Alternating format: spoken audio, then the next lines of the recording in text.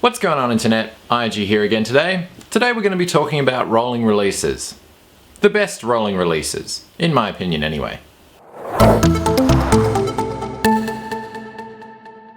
Okay, so for those of you who aren't familiar with the term rolling releases, a rolling release is basically an operating system that is constantly being updated. There is never a single release cycle like Ubuntu or like Windows or like OS X where you've got a kind of a hallmark release that comes out every set period of time. Instead, it's a release where you install it once and you forever get updates that keep that distribution or operating system up to date. Now, the concept of a rolling release is pretty good in that you always have up-to-date software and you never have to reinstall the operating system to get its newest features and its newest security patches, etc. However, there are downsides to a rolling release as well, and that's often to do with stability. With the fact that your system is constantly being updated, there can be chunks which can be left in the lurch or sometimes left as an older revision, and so they can cause issues with the system stability-wise. So that's why I went on a quest to discover the top rolling releases that are good for everyday desktop users who are looking for a release that is both stable, perfectly usable, but still gives them benefits of the rolling release cycle. And so with those three things in mind, I came up with these three rolling release distributions. First of all, we're going to talk about the Linux Mint Debian edition. Why? Well, Linux Mint is very popular for its user-friendly Ubuntu spin that it started many years ago. Then a couple years after that, they started their own Debian edition with the idea of creating a rolling release. Now, Linux Mint Debian edition is based off the Debian testing branch, but they do take the testing of the packages that they have from Debian very seriously. In fact, the updates that you get with Linux Mint Debian edition come in packs, so that they're not coming just trickling down. They come in a big lump, similar to a service pack on a Windows operating system. So that means when these updates come out, they are coming out in a tested package that is going to roll out onto the system and therefore update everything on the system in one foul swoop. Usually these come out around quarterly, but it's really up to the discretion of the Linux Mint Debian Edition team.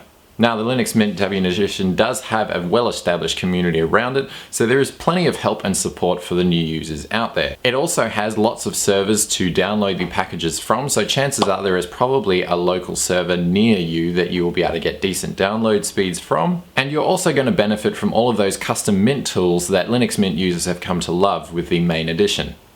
So that includes things like Mint Backup, Mint Update, the Mint Software Manager, the Mint Sources tool, and other some such stuff. The Linux Mint Debian Edition also has a fantastic out-of-the-box experience. It has all the codecs, flash, and everything pre-installed, so you're pretty much set to go from as soon as you install. But the one downside to the Linux Mint Debian Edition is the fact that it's kind of limited when it comes to desktop environments. Now, unfortunately, on LMDE, the Linux Mint Debian Edition, you only get Cinnamon and Mate, or the Mate desktop environment. It's the old GNOME 2 fork. These are the two desktop environments that Linux Mint actually develop and actively maintain.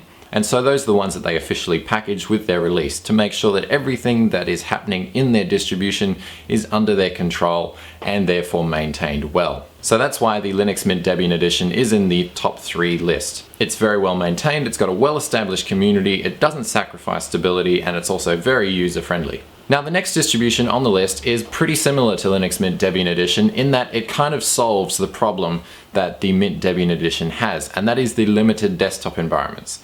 Enter SolidXK, or SolidK, or SolidX, depending on which edition you choose. The different names depict different desktop environments that come with it by default.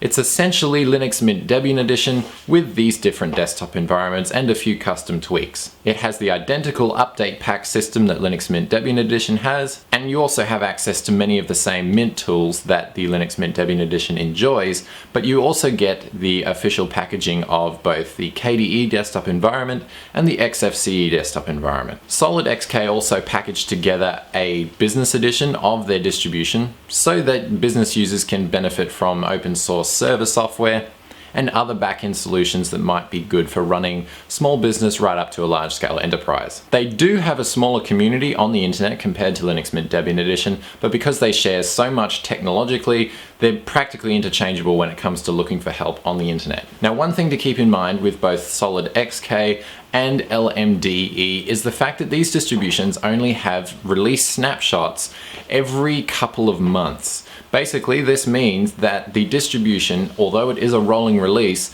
they will package and snapshot a particular image of that particular system at a particular time and publish it on the internet as a disk image. That's what you'll download to install it. Now, because of the fact the update packs only come out every couple of months, what you'll often find is that the installation image will be quite dated. This means that as soon as you have finished installing that particular operating system, you'll find that there's going to be a bucket load of updates to download and install. Chances are it's probably going to take a while to get up and running at full speed. Not really too much of a hitch once you have gotten over that first hump, but it's just something to keep in mind. And finally, let's talk about the third on the list, and that is Manjaro, or Manjaro Linux. Now, Manjaro is a fairly recently developed distribution compared to at least the Linux Mint Debian edition, and it's based off the Arch Linux system. Essentially, Manjaro brings all of the benefits of something like Arch Linux, both its flexibility, its speed, and its bleeding edge software, and tones them all back to make it easier for new users. So that means it's not quite as bleeding edge as Arch Linux, it's a lot easier to maintain, and it's also got some user-friendly setup tools as opposed to Arch Linux's command line installation. So it really takes the effort out of running something that is designed to be a rolling release like Arch. The Manjaro team officially support the KDE, OpenBox, and XFCE desktop environments, but they also have community editions available for the other major players as well. All the desktops are actually customized from their defaults, and they actually are packaged and designed very, very well. I've got to say that out of all of the rolling releases that I've come across up to this point, the design that has gone into Manjaro is second to none. They have also put a lot of work into making this distribution user-friendly with things like a startup guide, helpful documentation, and lots of other little tweaks that the user will discover along the way. Now, Manjaro follows a more traditional rolling release cycle in that updates trickle down from upstream and you're not waiting for these big update packs that come out every so often. So that means you are going to get up-to-date software more quickly than you will with Linux Mint Debian Edition and Solid K. However, stability may or may not be an issue. The Manjaro team work very hard to test all the packages that go into their updates. Definitely a lot more than Arch Linux, so you are going to get much more stability than if you're running something bleeding edge like Arch. However, that's not to say that humans are infallible, and so there might be times where stability may be sacrificed, but on the whole, they're pretty solid.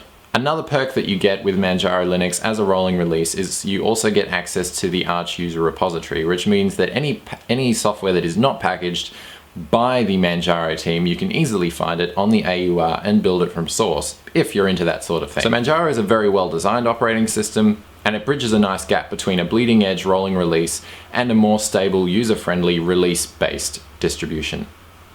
So those are my 3 picks when it comes to rolling releases. Let me know what you think about rolling releases in the comments below, and also let me know if you'd like me to have a look at any one of these distributions in more depth in the near future, and I will put them on the list.